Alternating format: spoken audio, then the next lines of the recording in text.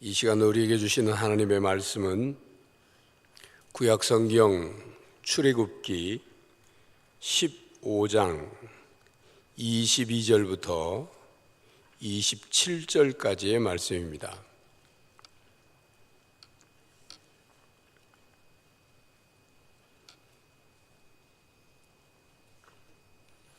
출애굽기 15장 22절부터 27절까지의 말씀을 교독하겠습니다. 모세가 홍해에서 이스라엘을 인도하며 그들이 나와서 수르 광야로 들어가서 거기서 사흘 길을 걸었으나 물을 얻지 못하고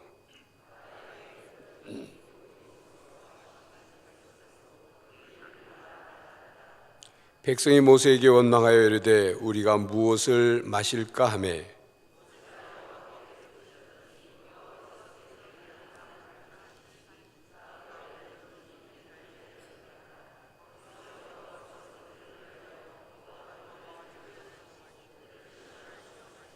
이르시되 너희가 너희 하나님 나 여호와의 말을 들어 순종하고 내가 보기에 의를 행하며 내 계명에 귀를 기울이며 내 모든 규례를 지키면 내가 애굽 사람에게 내린 모든 질병 중 하나도 너희에게 내리지 아니하리니 나는 너희를 치료하는 여호와임이라.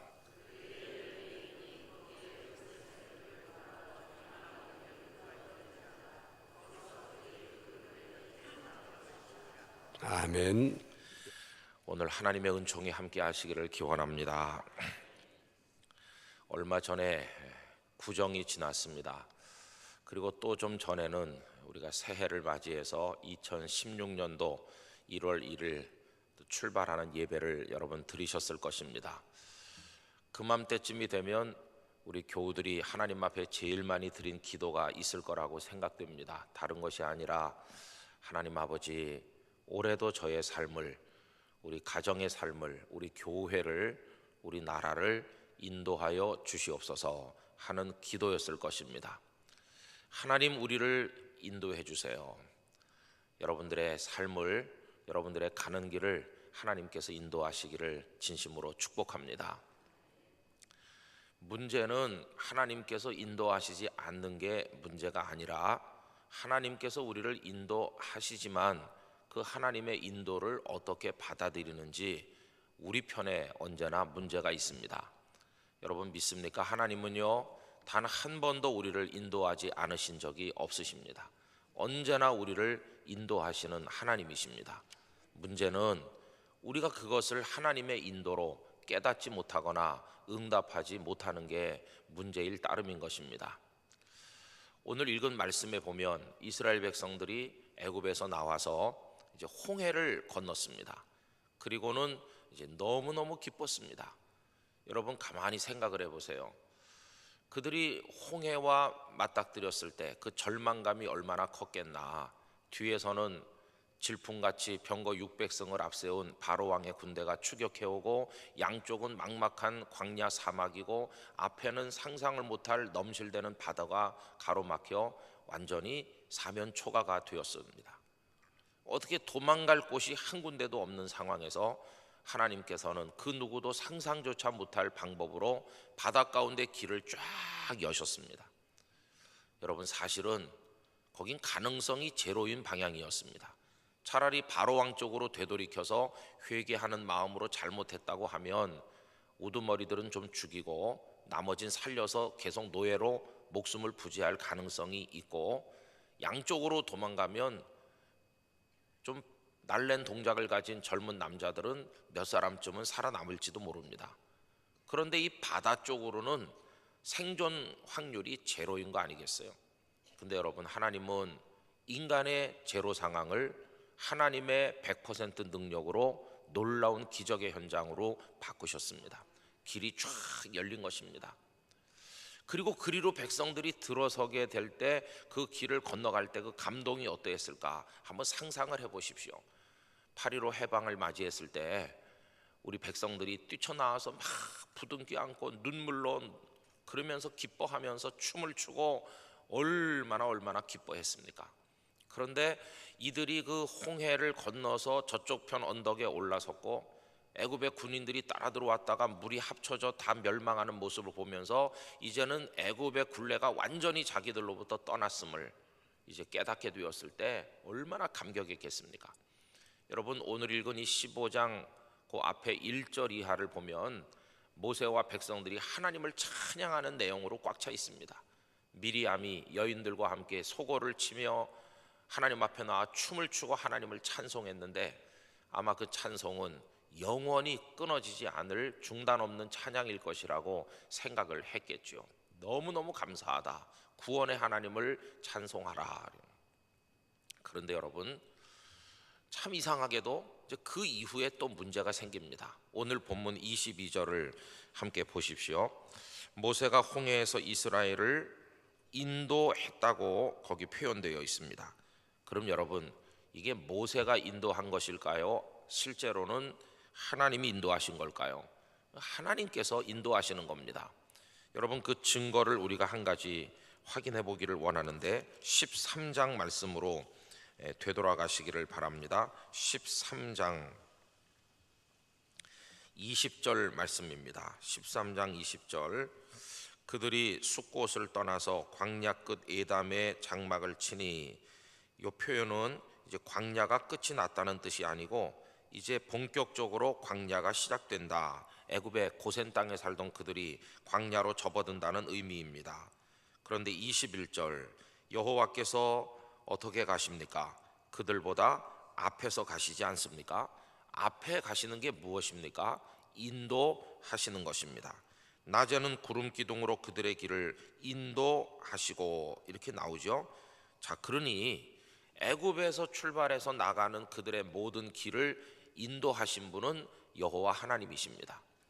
여기 지금 15장 22절 오늘 본문으로 되돌아와서 모세가 홍해에서 이스라엘을 인도하며 이렇게 기록되어 있긴 하지만 실제로 그들을 인도하신 분은 하나님 아버지셨습니다. 하나님께서 인도하신다. 그럼 여러분, 우리 생각에 하나님께서 인도하시면 어떤 일이 생겨야 될까요? 평탄대로가 쫙 열려야 됩니다.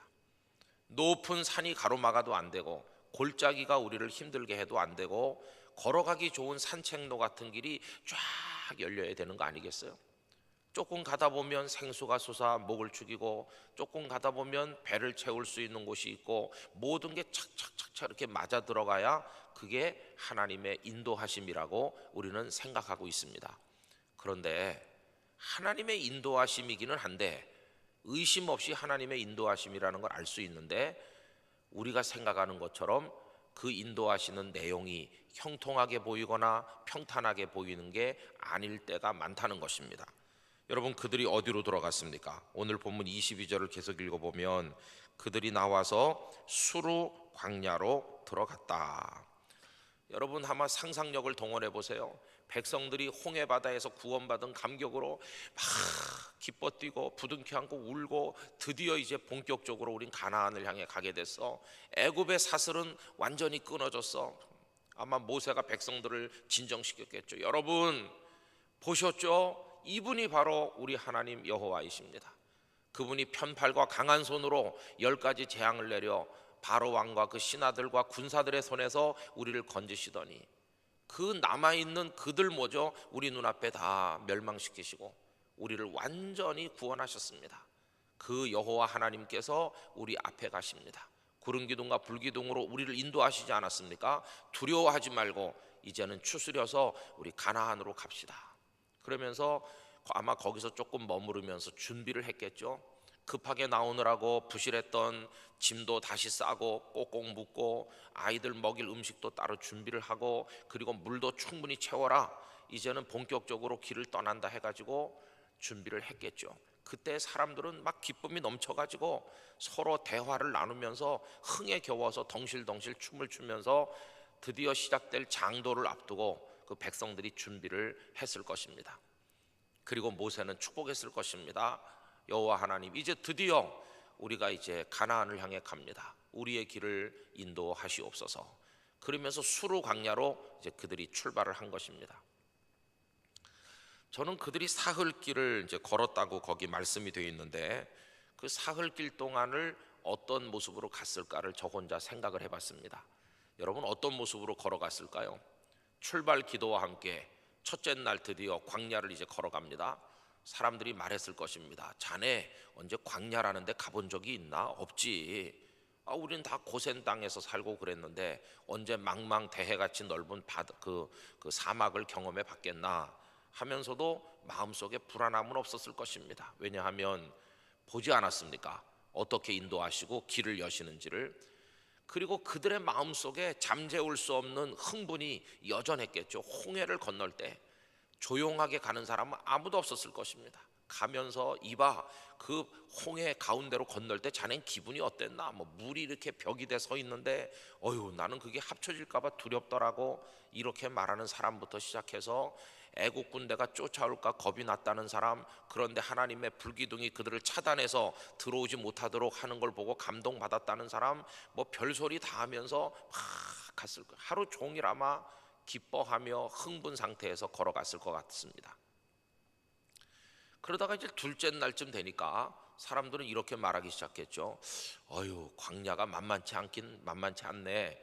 햇빛이 얼마나 뜨거운지. 그리고 자네는 물은 충분히 준비했나? 우리 물은 많이 준비했어. 그래, 혹시 우리 집에 물이 떨어지면 좀 나눠주게. 그러면서 갔겠죠. 그러면서 조금씩 말이 좀 줄어들었을 것입니다. 힘들긴 힘들어. 광야가 광야지 뭐. 그러면서 뙤약볕에 지치고 아이들은 울고 그리고 또 목이 마르다 그러면 또 멈춰서서 물 먹이고 이러면서 천천히 걸어가는데 다리도 아프기 시작하고 이게 조금 쉽지 않다는 것을 이제 몸으로 느끼게 되었을 것입니다. 여러분, 하나님의 인도하심에도 힘든 일이 수반된다는 걸 잊으시면 안 됩니다. 하나님께서 인도하신다고 나는 손가락 하나 까딱도 안 하고 가만히 있는데 어느 날 나를 붕 뜨게 하셔서 가나안 땅에 턱 내려주시는가? 그런 건 아니라는 것입니다. 다리품을 팔아야 되는 건 우리요, 햇빛을 정면으로 받으면서 가야 되는 건 우리요, 수고를 해야 되는 것도 우리인 것입니다. 하나님께서 인도하시지만 사람이 할 일도 있다는 것을 깨닫게 되지 않습니까? 그러다가 이제 둘째 날 저녁쯤 되니까 이제 조금 사람들의 마음에 불안이 생기기 시작했습니다. 이봐, 우리 집엔 물이 이젠 다 돼가. 근데 오아시스가 안 나타나는 걸까? 글쎄 말이야, 이러다가 물이 떨어지면 어떡하지? 불안감이 조금씩 커져가기 시작했어요. 그 홍해에서 구원받은 감동으로 시끄럽게 떠들던 사람들도 말수가 줄어들면서 이제는 좀 입을 다물고 걷는 사람들이 많아졌어요. 셋째 날 아침쯤 되니까 이제 물이 떨어졌다는 소리가 여기저기 들리는 것입니다.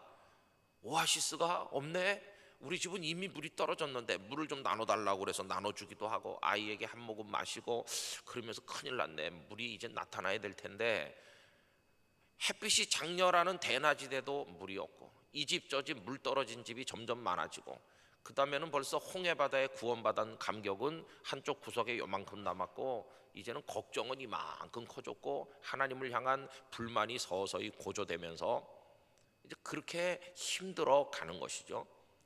그러다가 물이 집집마다 다 떨어졌어요. 이제 목이 타요. 이제 못 살겠어요. 이제 뭔가 좀 나타나야 되는데 안 나타나니까 이제는 마음속에 막 응어리진 뭐가 나오는 것 같아요. 그러다가 누군가가 저기 웅덩이가 있다. 달려가서 퍼마셔 보니 그게 쓴 물이었어요. 마라의 쓴 물이 그 다음에 나타나지 않았습니까? 여기 쓰다는 건 단지 입맛에 쓰다는 게 아닙니다. 입에 써도 마실 수만 있다면 얼마든지 마셔서 갈증을 면해야 되는데 입맛으로만 쓴 것이 아니라 이건 먹으면 죽는 독이 들어있는 물과 같다는 뜻입니다. 먹을 수 없는 물, 있으나 마나한 물. 우리가 살다 보면 없는 건 아닌데 도움이 안 되는 경우가 많습니다. 내 곁에 사람은 많으나 도움이 안 되고 환경이 전혀 갖춰지지 않은 건 아닌데 이상하게 도움이 안 되는 그런 경우가 있죠. 있으나 마나한, 그게 마라의 쓴 물입니다. 물은 물인데 전혀 도움이 안 되는 물이죠. 그때 백성들이 드디어 이제 폭발했어요. 막 모세를 와서 원망하는 것이죠. 모세도 절망되지 않았겠습니까?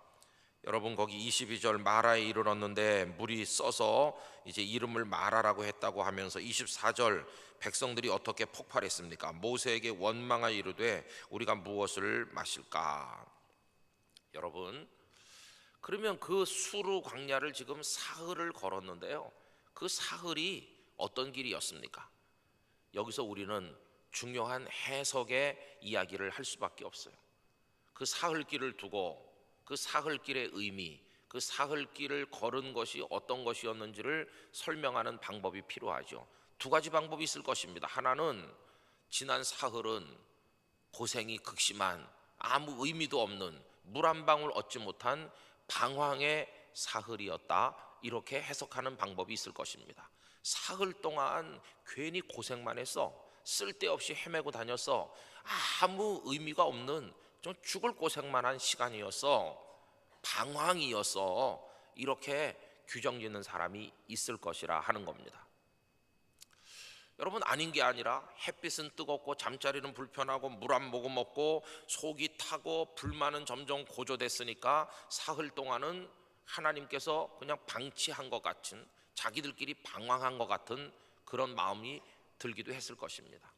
그러나 여러분, 믿음의 사람은 그 사흘길의 의미를 그렇게 해석하지 않는 것입니다. 지난 사흘 물론 고생스러웠지, 그러나 결코 방황은 아니었어. 지난 사흘은 하나님의 인도였음을 믿습니다. 하나님의 인도였다.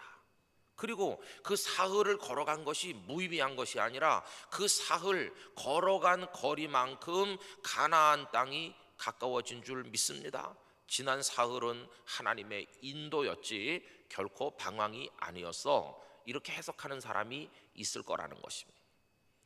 여러분, 지나간 사흘은 그들에게 방황이었을까요? 아니면 하나님의 인도였을까요? 이걸 우리 인생에다 적용을 해보면 의미가 없는 것처럼 고생스럽게 살아가는 우리의 나날이 방황하는 것처럼 보일 때가 있으나, 우리 성도들이 믿어야 될 것은 그것은 하나님의 인도하심이라는 것입니다. 그때 우리가 의심하게 되는 이유가 뭘까요? 이게 하나님의 인도가 아니라고 생각하게 되는 이유는 다른 게 아니라 기다리는 물이 없다는 것 때문에 이건 하나님의 인도가 아니라고 말하는 거 아니겠습니까? 그러나 여러분, 하나님은 인도하셔서 죽게 하는 그런 하나님은 아니신 것입니다. 오히려 그 하나님의 고단한 인도를 통해서 평소 같으면 깨닫지 못할 놀라운 것을 더 드라마틱하게 알려주시기 위한 하나님의 방법이라는 사실을 우리가 잊어서는 안 될 것입니다. 그 다음에 보면 어떤 일이 벌어집니까? 모세가 여호와께 부르짖었다는 말은 모세도 지금 답답하여 견딜 수 없는 것이죠. 그래서 하나님 앞에 부르짖었더니 25절, 여호와께서 그에게 한 나무를 가리키시니 그가 물에 던지니 물이 달게 되었더라. 할렐루야. 보십시오, 거기 웅덩이 물이 써서 마실 수 없잖아요. 그 일을 경험하고 나니까 드디어 폭발한 거 아닙니까? 못 참고 모세를 원망하고 모세는 하나님 앞에 부르짖고 지금 이렇게 됐는데, 그 쓴 물이 들어있는 웅덩이 옆에 뭐가 있었습니까? 나무가 하나 있는 거예요. 그 나무의 용도는 무엇입니까? 쓴 물을 달게 만드는 해결의 열쇠인 것이. 고통이 있습니다, 쓴 물. 그런데 고통 옆에 같이 있는 게 무엇입니까? 해결의 열쇠도 같이 있는 것입니다. 하나님께서 우리를 이끌어 가시는 것은 쓴 물만 있는 곳으로 이끌어 가시는 게 아니라 반드시 그 속에서도 견딜 수 있도록 하시는 은혜도 따라가고 있다는 걸 우리 눈으로 볼 수 있어야 되는 것이죠. 피할 길을 내시는 하나님이신 줄로 믿습니다. 죽겠어 하지만 옆에 살 희망을 주는 것들이 반드시 그 옆에 숨어 있는 것입니다. 그런데 문제는 눈길이 어디에만 가느냐 하면 그 쓴 물이 담긴 웅덩이로만 향하고 있는 게 문제인 것이죠. 조금만 시선을 옆으로 돌려 그 나무를 발견하는 눈이 열린다면 우리들은 그 나무로 인하여 쓴물도 단물로 바꿔가면서 살게 하시는 하나님을 찬송할 수 있을 것입니다. 거기 나무도 같이 있었다는 게 이게 중요한 것이죠. 그럼 여러분, 도대체 하나님은 왜 그렇게 하시나?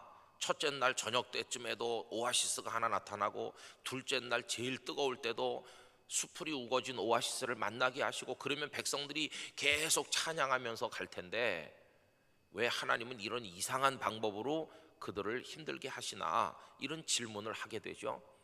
여러분, 그것은 다른 게 아니라 그들로 하여금 어떤 상황에서도 하나님을 절대적으로 신뢰케 만들려는 하나님의 훈련 과정이었던 것입니다. 여러분, 배고프면 먹을 거 주고, 목마르면 마실 거 주고, 추우면 입을 거 주고, 뭐 피곤하면 자게 해주고, 모든 게 다 풍요롭게 공급되는 거, 우린 그게 하나님의 인도라고 믿는데, 그렇게 하나님 인도하시면 우린 어떤 사람이 될까요? 우리는 하나님을 결국은 믿지 않는 사람이 될 것입니다. 하나님께서 만약에 다 주시다가 단 한 번만 주시지 않아도 하나님을 향해 분노를 폭발시킬 것입니다. 그러나 고단하고 힘들어도 그것이 하나님의 인도하심을 믿는 강한 믿음의 신뢰를 가진 그런 사람이 되면, 그 사람은 고단한 길을 걸어도 하나님께서 우리를 버렸다고 생각하거나 방황한다고 생각하지 않고 하나님께서 예비하신 숨겨놓은 은총을 사모하는 마음으로 그 길을 계속 걸어가는 강인한 하나님의 사람이 될 것입니다. 좀 백성들에게 요구하시는 믿음은 바로 그런 것이었습니다. 하나님 그래서 그들에게 뭘 말씀하십니까? 내가 너희들에게 말을 하면 너희들이 계속 내 말을 순종하면서 갈 수 있는지, 그런 믿음이 있는지, 아니면 원망하면서 중단할 것인지, 나는 너희들의 믿음을 테스트해보고 싶다 하시는 것입니다. 그래서 여러분 25절 중간부터 보십시오.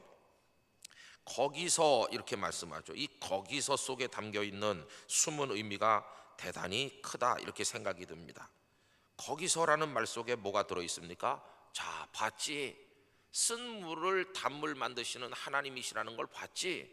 너희들이 절망하는 그 순간 이를 해결해 내시는 하나님이심을 봤지? 하나님이 결코 너희를 죽게 하는 하나님이 아니고 거기 나무를 함께 준비하신 하나님이심을 똑똑히 봤지? 그리고 그 나무를 넣었을 때 어떻게 쓴물이 단물로 바뀌는지 너희들이 분명히 눈으로 보았지 않았느냐?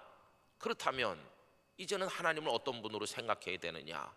그러면 그렇지, 우리를 애굽에서 건져내신 하나님, 홍해에서 살려내신 하나님께서 우리를 죽게 하겠어? 나는 하나님께서 어떤 길로 인도하셔도 반드시 우리를 사랑하고 우리를 잘 되는 방향으로 인도하실 줄 나는 믿습니다.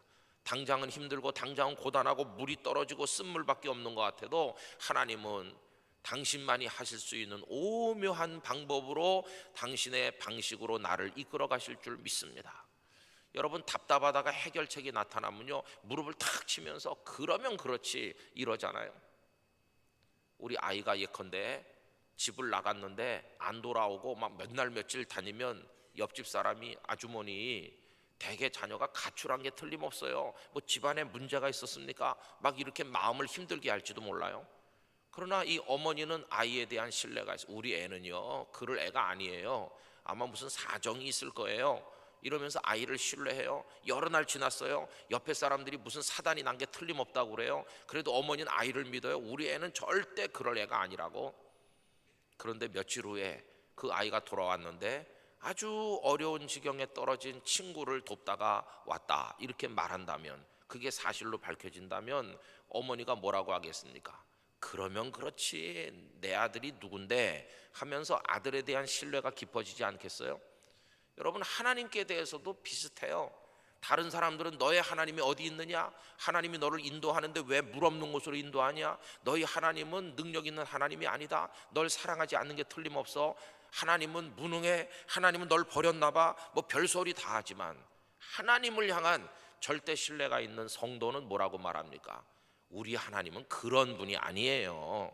조금 있어 보세요. 하나님께서 어떻게 나를 위해서 비장의 카드를 보여주시는지 난 그때만 기다리고 있어요, 이러면서 끝까지 하나님을 신뢰하는 사람이 되지 않겠어요? 그러면서 그 사람은 의심도 안 하고 방황하지도 않고 이 길은 하나님이 주신 길이므로 나는 끝까지 물이 없어도 목이 말라도 햇빛이 뜨거워도 끝까지 나는 가겠습니다, 이러면서 주님 보여주시는 길로 쫙 가는, 진정으로 주님의 인도하심의 손길에 자신을 맡기는 믿음의 사람이 될 줄로 믿습니다. 그걸 하나님 원하시는 거예요. 그래서 거기서 얘기하는 겁니다. 거기서, 이 모든 걸 본 거기서 여호와께서 그들을 위하여 뭘 정하셨나요? 법도 율례를 정하시고 그들을 시험하시잖아요. 무슨 시험? 그런 믿음이 있는지를 시험하시는 거예요. 이르시되 너희가 너희 하나님 나 여호와의 말을 들어 순종하고 내가 보기에 의를 행하며 내 계명에 귀를 기울이며 내 모든 규례를 지키면, 거기 뭐 의를 행하고 계명에 귀를 기울이고 규례를, 이거 다 합쳐서 말하면 내 말대로 하면, 그런 말이에요. 내 말대로 거기 서 그러면 서고, 가거라 그러면 물 없는 광야일지라도 찬송하면서 쫙 갈 수 있는 그런 믿음을 가진다면 하는 것입니다. 어떤 은혜를 주신다고요? 내가 애굽 사람에게 내린 모든 질병 중 하나도 너희에게 내리지 아니하리니 나는 너희를 치료하는 여호와임이니라. 너희를 병들게 하고 괴롭히다가 죽게 하는 하나님이 아니야. 나는 너희를 사랑하고 인도하고 살려주는 생명과 은총의 하나님이다. 보지 않았느냐? 10가지 재앙을 통과하면서, 그리고 또 홍해를 건너면서 너희들이 봤고 여기 마라의 쓴물이 단물되는 여기서도 똑똑히 보지 않았느냐? 어떡할래? 내가 너희들에게 앞으로 가 그러면 가겠어? 안 가겠어? 하나님의 인도를 의심하는 사람은요, 앞으로 가 그래도 하나님 가도 되는 거 맞아요? 이거 길 맞아요? 가면 물 있어요? 이렇게 계속 하나님 의심하겠죠. 그러나 참 믿음의 사람은 아무것도 보이지 않아도 주님의 인도하심인 줄 믿습니다. 때 되면 물 있고 때 되면 쓴물도 단물될 줄로 믿습니다. 하나님은 나를 사랑하시는 줄 믿습니다. 그러면서 쫙 가는 것이, 그 믿음을 하나님은 테스트하시는 거예요. 그래서 우리 이런 찬양 부르잖아요. 주님 말씀하시면 내가 나가리다. 찬송은 그렇게 하는데 실제로는 주님 말씀하셔도 나는 꼼짝 않으리, 이렇게 사는 사람이 수두룩하게 많아요.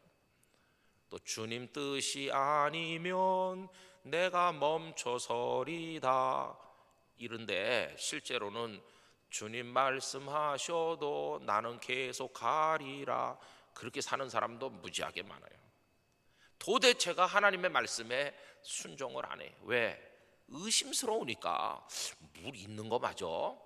이렇게 생각하니까. 목말라 죽는 거 아닌가? 하나님을 계속 의심하니까요.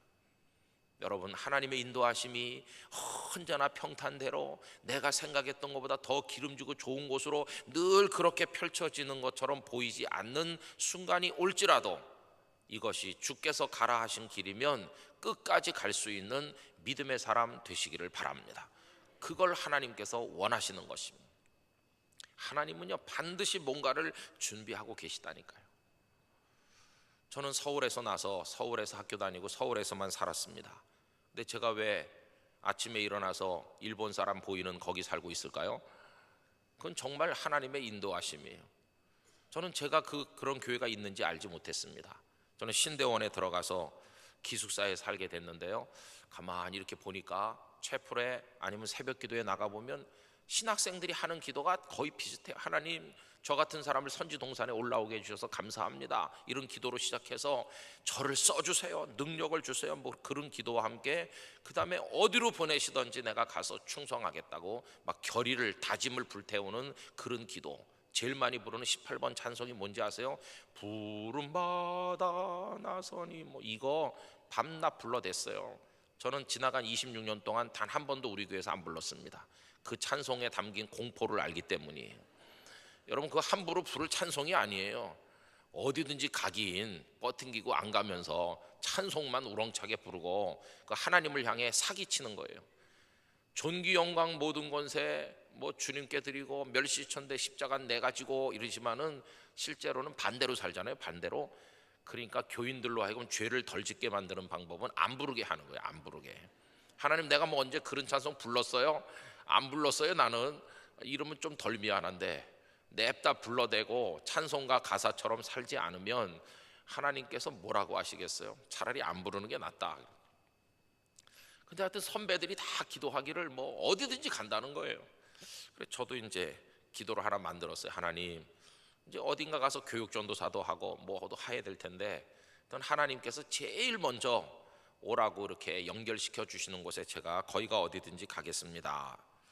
근데 사실은 입 밖으로 말은 안 꺼냈지만 그 뒤에 생략된 괄호가 있어. 괄호. 그 괄호가 뭐냐면 서울 안에서 이렇게. 저는 서울 바깥에 살아본 적이 없어요. 경상도 사투리 막 쓰는 학생들을 대학 다닐 때 이렇게 보면은 야, 경상도에도 사람이 사는가 보다 이렇게 생각했어요. 너무 낯선 거예요. 그런데 제가 이제 거기 가서 일을 하게 됐어요. 어느 서울역 근처에 조그만 교회. 근데 사실은요, 제가 그 교회 가기 전에 이순 목사님이 서울에서 개척하셨을 때 저를 오라고 했었어요. 그때 목사님 막 팔팔하게 젊으실 때죠. 그때 제가 수요 예배 때 목사님 오라고 해서 갔어요. 가서 이렇게 예배를 드리는 목사님 설교를 너무너무 잘하시더라고요. 야, 저 목사님 밑에서 배워야 되겠다 이렇게 했어요. 근데 목사님께서 요 다음 달부터 우리 교회 오라는 거예요.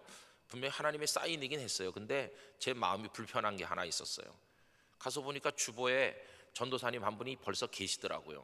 제가 목사님께 외람 때지만 교회 교인이 몇 명 없고 전도사를 한 사람 더 오라고 할 상황은 아닌 것 같은데 이분은 어떻게 되는 겁니까? 저보다 1년 선배이신데요. 그러니까 이분은 무슨 약간의 뭐가 있는지 이제 이달 말로 그만두게 할 거라는 거예요. 교회에서 의논해가지고. 그럼 가만히 생각해 보니까 그분이 이제 그만둬야 될 어떤 문제가 있는 것 같은데 저는 잘 모르죠.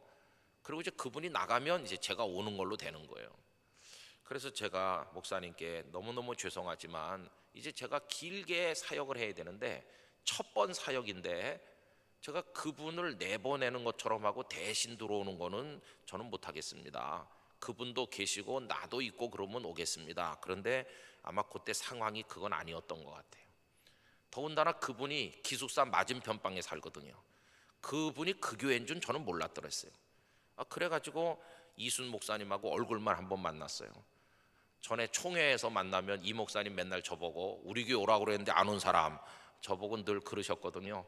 저 목사님 빨리 건강해지시기를 기원합니다.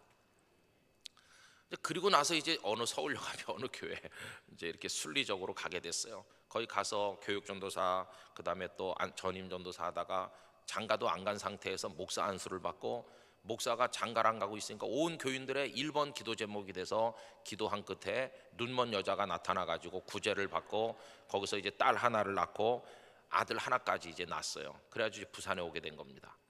근데 그 아들이 뱃속에 들어있고 아직 태어나기 전에 1989년 11월 말에 어느 날 부산에 있는 몇몇 분들이 저를 찾아와 오셔서 저보고 오라는 거예요. 부산에서 오셨어요? 왜 오셨어요? 그러니까 저희 교회 와주세요. 그래서 저는 전혀 알지도 못했어요. 어떻게 연락이 돼서 오셨는지. 그럼 제가 그때 목사 안수 받은 지가 여러 해 되고 준비가 많이 됐냐 하면 그것도 아니었어요. 안수 받은 지 2년밖에 안 되고 나이도 너무 어려서 아무것도 모를 때입니다. 저는 준비도 안 됐고 생각도 없고 그냥 기도하고 있는 거지. 저는 담임 목사 될 그게 아닙니다. 근데 그분들은 우리가 기도할 테니까 오세요 그러면서 이제 갔어요. 그리고 하루가 멀다고 결정하셨습니까? 계속 전화 오고 저는 결정은요 뭐 잊어버리려고 애를 쓰고 있지. 이렇게 이제 시간이 계속 가는 거예요. 그래도 기도는 계속해요. 주여 어디서 오라고 하든지 제일 먼저 오라는데 가겠다고. 이렇게 이상한 상태로 12월, 1월, 2월 이제 계속 가던 너무 마음이 불편하잖아요. 1월 말쯤부터는 여러 목사님들을 만나 뵙고 상담을 했더니 단 한 분도 저보고 가라는 분이 없었어요. 야, 부산은 불교 신자도 막 우글거리고 정말 불교의 그 바다 용왕님도 거기 좌정에 계시고 거기 온갖 뭐 잡신들이 우글우글한데요. 거기다가 불교세가 얼마나 센지 경상도에 우리나라 불교 신도의 절반 이상이 경상도에 있다고 할 만큼 뭐 대단한 곳이죠. 그리고 기독교인이 뭐 7%밖에 안 된다 뭐 그러는 곳이 부산이거든요. 야, 목사님들이 그래요. 부산 초등학교, 부산 중학교, 부산 고등학교, 부산 대학 나온 사람도 부산서 안 하는데 네가 뭐하러 거기 가서 하냐? 네가 뭐가 모자라냐? 털모자가 약간 부실해서 문제지 네가 뭐가 모자라서 거기 가서 하겠냐? 다 반대하더라고요. 근데요 그러다가 이제 2월 달이 됐어요. 2월 제가 그때는 저희 부모님이 서울대학교 앞에 신림동에 계셨어요. 가서 이제 갓난 애기 태어난 지 1월 말에 태어났으니까 막 태어난 애기 놓고 천방지축 뛰어다니는 2살짜리 계집아이 우리 딸 이렇게 놓고 부모님 앞에 앉았어요. 아버지 내가 진작 말씀드려야 되는데 여차저차해서 지금 이렇습니다. 상황을 말하니까 저희 아버님이요 우리 목사님 아시지만 굉장히 유순한 분이거든요. 가만히 계시더니 김 목사 거의 무릎 꿇고 앉게 그러시는 거예요. 기분이 이상하더라고요. 한 번도 그런 말씀한 적이 없는데 또 그것도 또 장로가 목사 보고 무릎 꿇고 앉으라 그러니까 그것도 좀 이상하더라고요. 엉거주춤 만졌습니다. 그랬더니 아버님이 눈물을 주르륵 흘리시면서 우시는 거예요. 너무 당황스러웠습니다. 도대체 이 눈물의 의미는 뭔가? 아버지께서 이렇게 말씀했습니다. 오늘같이 내 인생에 비극적인 날이 없다는 것이 너무 슬픈 날이라는 거예요. 아버지 왜 그러세요? 뭐가 슬픕니까? 저희 아버님 불쌍한 분입니다. 저희 아버님은요 4살 때 아버지가 돌아가셨어요. 그 아버지가 믿음이 좋고 학교도 세우려고 꿈도 크고 그런 분인데 온 마을 사람 절반이 죽는 전염병 돌았을 때 아버지가 그때 24살이었는데 저희 할아버지죠 돌아가시고 4살에 아버지 잃었어요. 저희 아버님은 평양 태생이신데요. 그리고 아버지 잃고 그리고는 이제 그 밑에 2살 어린 남동생이 있었고 이제 젊은 어머니가 있는 거죠.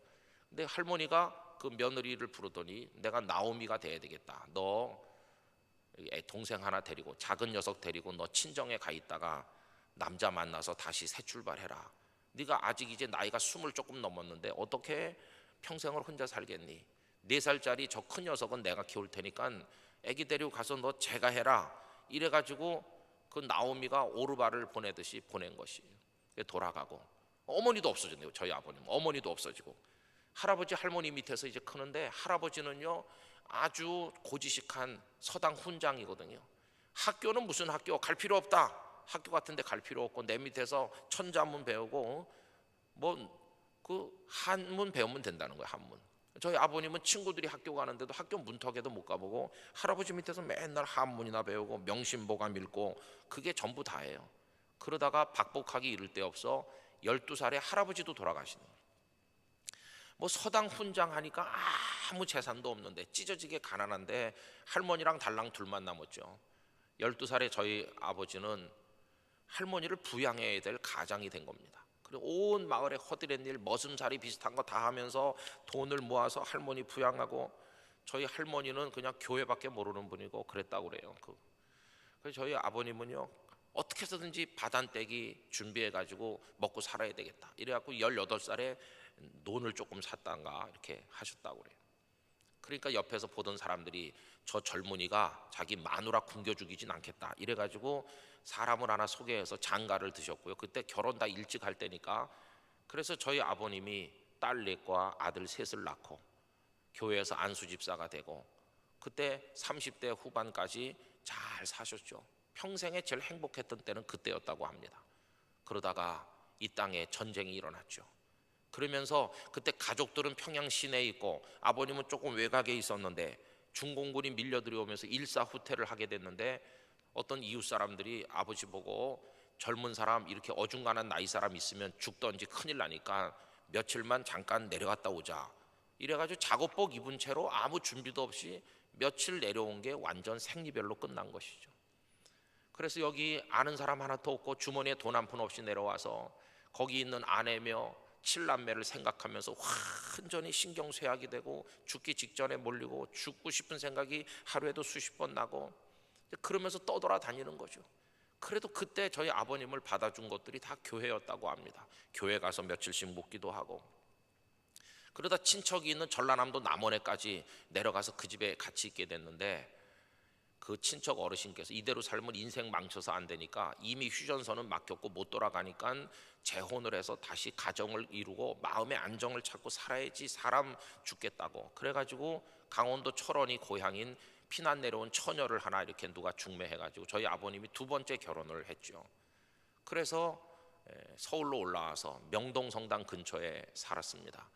거기서 제가 태어났습니다. 서울특별시 중구 충무로 2가 16번지 거기 제가 태어난 곳입니다. 서울 한복판 한 평의 땅값 한 3억 하는 곳에서 제가 태어났습니다. 그리고 그때 이제 반짝 살았죠. 그리고는 제가 2살 때 제 동생이 태어났습니다. 그때 서울 영락교회 출석했다고 그래요. 피난민들이 모인 교회니까. 근데 제 동생이 낮에 태어났대. 낮에.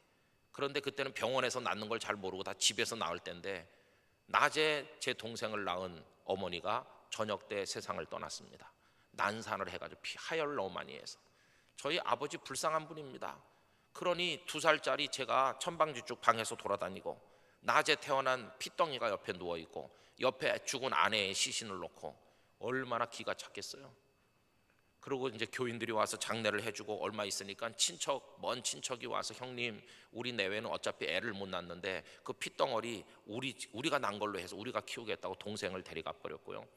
그리고 이제 저 혼자 키우면서 비통한 나날을 보내다가 얼마 후에 저를 키워주시는 어머니가 오셨어요. 3번째 결혼을 하신 거죠. 그 어머니가 4년 전에 돌아가신 저희 어머니죠. 우리 아버지는 참 불쌍하고 고단한 인생을 사셨습니다. 얼마나 힘든 나날을 통과했겠어요. 저는 말로만 들었지 잘 알 수 없어요. 아버님이 돌아가시기 전에 당신 태어나서 살아온 나날을 두툼한 노트에다가 깨알같이 적어서 이게 내가 살아온 거라고 나이별로 다 적고 당신이 어떻게 예수님을 영접하고 했는지를 우리들한테 하나 주셨습니다. 그 정말 너무 소중한 아버지의 삶의 기록이죠. 근데 아버님 말씀이 그때보다 더 비참하다는 거예요. 그때보다.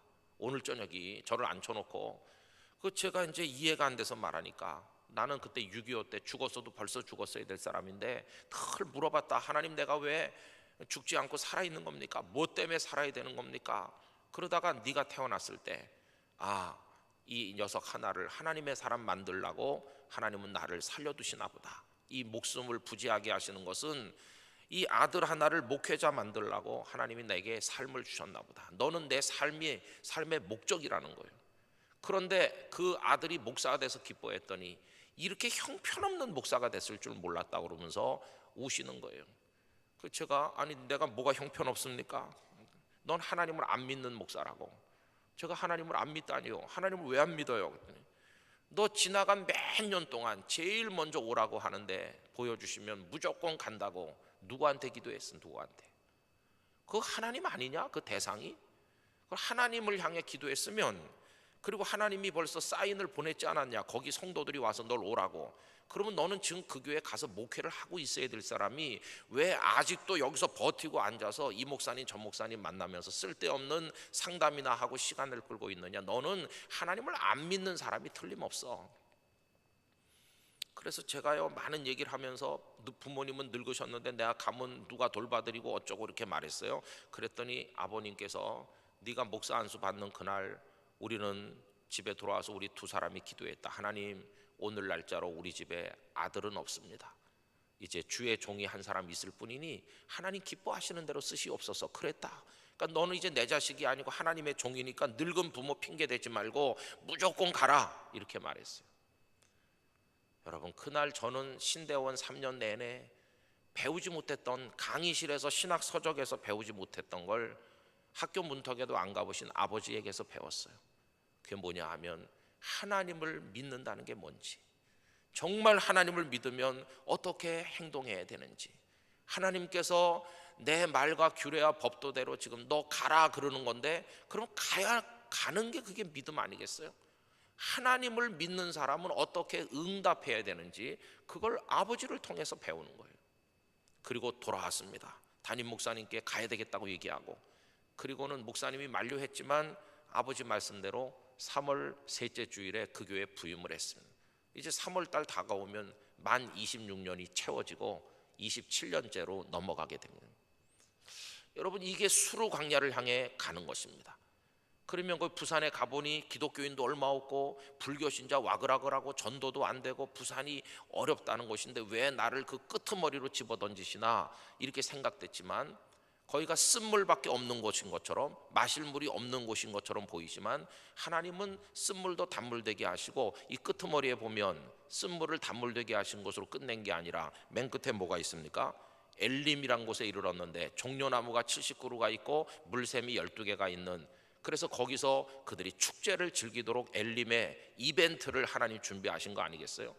그거 이제 부산에 내려가니까요, 이게 하나님이 준비하신 거구나 알게 됐어요. 그래가지고 내려가서 우리 깐난애기 그 아들을 이제 태어난 지 한 달 된 걸 데리고 이제 부산에 내려갔는데요. 이제 그 녀석이 한 서너 달 됐을 때 우리 아내가 이제 이상한 의심을 해가지고 병원에 데려가서 사진을 찍어 보니까 우리 아이의 뼈가 일찍 붙었다는 걸 알게 됐어요. 동양 사람에게는 거의 없는 희귀 질환입니다. 두개골 뼈가 조기 융합돼서, 여러분 아기가 머리가 요만하잖아요. 근데 뇌가 자라야 되니까 이게 점점 커져야 되잖아요. 그 뇌가 자라서 머리 두상이 커져야 되는데 이게 엄마 뱃속에서 달라붙어 가지고 이게 뇌가 못 자라니까 이러다 그냥 죽는 겁니다. 서양 사람에겐 드물게 있지만 동양 사람에겐 별로 없어서 의사들이 잘 모르는 그런 겁니다. 그게 발견됐어요. 그래서 서울에 좋다는 병원 다 다녔어요. 부산에 이사 온 상태에서 서울에 가서 다닐려니까 너무 힘들더라고요.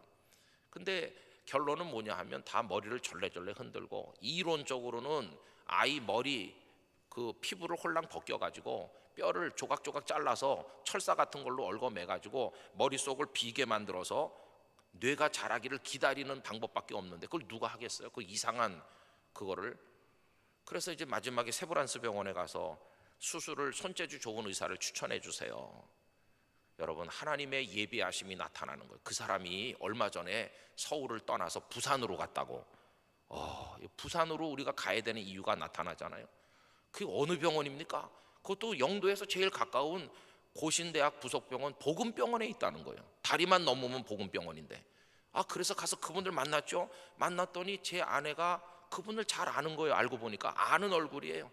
세브란스 병원 응급실에 제 아내가 3년 일할 때 그분을 만난다는 거예요. 그래가지고 이제 그 아이를 수술하게 됐는데요. 7월 1일에 입원해서 7월 3일에 수술하는데 7월 1일 날 미국에서 성형외과 과장님이 한 분 그 병원에 부임했는데, 서양 사람들은 그런 경우가 조금 있거든요. 근데 그분이 그런 애 수술하는 걸 2번 본 적이 있대요. 그래가지고 우리 아이를 수술했습니다. 한 15시간쯤 했습니다. 그리고는 오토바이 헬멧 같은 걸 씌워가지고 몇 달을 살았습니다. 속이 비었으니까 꺼지면 큰일이거든요. 그런데 여러분, 그 2달 후에 CT를 찍으니까 뇌가 다 자라서 꽉 찼더라고요. 퇴원하는 날 그분이 얘가 이제 어떻게 폐인이 될지 아무도 모른다, 어떻게 문제가 생길지, 뇌가 못 자란 그게 어떻게 장애로 나타날지는 아무도 모르고 하나님께 맡겨야 된다. 여러분, 1년에 180일 이상을 병원에 살았습니다. 그래갖고 나왔어요. 그런데 여러분, 이게 쓴물이 단물되는 거죠. 서울에서 부산까지 왔으면 얼마나 힘들었겠어요. 근데 하나님은 태평양 건너에서까지 보내주시는 거예요. 부산 그 병원으로 하필이면. 이래가지고 우리 애가 수술을 받고, 학회에 가서 그분들이 이 희귀한 병을 동경에까지 가서 보고하고, 그랬더니 그 비슷한 질환을 그 병원에 소개해서 아이들이 계속 와서 수술했는데 성공 케이스는 우리 아이 하나밖에 없습니다. 우리 애만 성공했어요. 그래가지고 잘하는데요, 우리 애가 키가 안 커가지고 중학교 갈 때까지도 요만했습니다. 제가 그래서 키가 안 크나 보다 그렇게 생각했는데요, 참 하나님이 엘림의 축제를 준비하시잖아요. 생각지 못한 축제, 축복이죠. 걔가 키가 저보다 훨씬 크고, 그리고 잘 자랐어요. 공부도 바닥에서 놀았어요. 초등학교 20몇 명 중에 밑에서 공부 우린 포기했었어요. 걔가 무슨 공부를 하겠어. 머리를 다 뜯었다 맞췄는데. 근데요, 중학교 들어가더니 걔가 하루는 와가지고 아빠 공부가 별게 아닌 걸 알게 됐어. 우리 다 웃었어요. 너무 지나치게 흥분하지 마. 그랬더니 초등학교 1학년 중간고사 쳤는데요, 기적이 일어났어요. 300 몇십 명 중에 40등 했더라고요. 이건 기적이었습니다. 기적. 바닥에서 놀잖아요. 300 몇십 명이면 300등 바깥에서 노는 게 얘가 정상인데 공부가 눈에 보여. 그 다음에 1학년 1학기 이제 기말 시험 치니까 4등 했어요. 1학년 2학기 중간 시험에 2등 하더니 그 다음에 1학년 맨 마지막 시험 1등 했습니다. 졸업할 때까지 내리 1등 했습니다. 여러분, 기적이 아니고 뭡니까? 도저히 믿어지지 않는 현실이에요. 그러더니 하나님의 은혜로 요 밑에 대전에 이제 1년 있으면 그 카이스트에서 박사학위 받게 돼 있어요. 참 놀랍잖아요. 그리고 걔가 믿음도 반듯하게 자라서 아직까지는 늘 이렇게 하고, 아빠 천안 잘 다녀오세요. 제가 기도 열심히 할게요. 그 녀석을 머리를 만져보면요, 아직도 그 철사 같은 거 얽어 넣은 거 그게 손에 다 만져져. 오돌오돌하게 이게 뼈를 얽어 갖고 한 게. 집도해 주신 의사 선생님이 그 후에 조금 있다가 서울 백병원으로 갔어요. 하나님께서 우리 애를 위해 보내주신 거나 마찬가지예요. 서울서도 손꼽히는 분이 왜 부산에 왔나, 다시 가셨어요. 걔가 군 입대하기 위해서 이제 CT 사진 머리 찍어가지고 징병검사 받았는데 그 CT 그거 가지고 그분을 찾아갔더니 너 사는데 아무 지장 없겠어. 그런데 축구할 때 헤딩은 하지 마라. 너 머리뼈가 좀 남보다 얇다. 이렇게 말하더래요. 여러분, 그게 저에게는 엘림의 축제인 것입니다. 여러분, 하나님께서 여러분을 인도하실 때 힘들고 어려운 곳으로 인도할지도 모릅니다. 그러나 의심하지 마시기 바랍니다. 방황이 아니라 하나님의 인도인 줄로 믿습니다. 주님이 말씀하시면 가시기 바랍니다. 반드시 단물되는 역사와 엘림의 축제를 맞이하게 될 줄로 믿습니다. 하나님만 바라보고 그의 말씀만 신뢰하면서 할렐루야, 그런 삶이 여러분들에게 있으시기를 기원합니다. 오늘도 주님 인도 따라, 내일도 주님 인도 따라 평생을 그렇게 살면서 다 지난 다음에 되돌아보면 하나님의 인도하심이었어. 돌아온 것도 하나님의 인도요, 골짜기를 통과한 것도 하나님의 인도요, 다 그렇게 하시는 뜻이 있고 이유가 있어서 감사하면서 천국문에까지 도달하는 여러분들이 되시기를 예수님 이름으로 축복합니다. 다 같이 기도하겠습니다. 아버지 하나님, 주님 인도 따라 갈 뿐입니다. 가라 하시면 어디든지 가고, 그 길이 물이 없는 고단한 길일지라도 가고, 쓴물밖에 없어 보여도 가고, 끝까지 가는 저희들이 되기를 원합니다. 주님, 저희를 인도하실 때 예비하신 놀라운 은혜가 있을 줄로 믿습니다. 당장 눈에 안 보여도 갈 수 있는 믿음의 사람, 우리 천안중앙교회 성도들이 다 되게 하여 주시옵소서. 예수님의 이름으로 기도하옵나이다. 아멘.